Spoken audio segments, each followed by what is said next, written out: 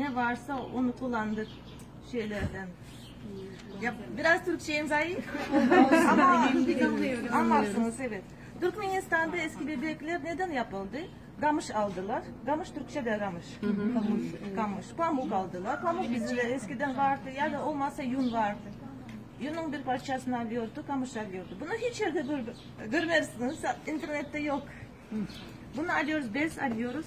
Üstüne de bu yüz olacak. Kafa. Bunu koyuyoruz. Bu başlığın şeyi var. Yüksekliği. Bu, evet. Bu yüz, bu başlık. Aha. Size şapka koy. Tepelik, Evet, başlık, tepelik. evet. Onu öyle kapatıyorlar. Böylece yapıyorlar. Onun üstüne de kırmızı renkli şeyler koyuyoruz. İlk defa gösteriyorum da biraz algılayıyorum. Öyle yapıyoruz. Ben şimdi çabuk yapıyorum ama normalde dikkatli yapsam daha iyi olur. Yavaş Evet. yavaş. Ay, kendinize göstermek lazım. Bir de Müslüman devrinde yüz gösterme yasak.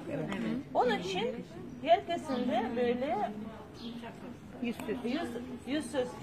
şey yapıyordu. Çarp ediyorlar. Çarpı.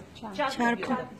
Evet, çarpı yapıyor. Onun da sadece kırmızı ve siyah şeyler, iplikler. Evet. Onu da öyle yapıyor.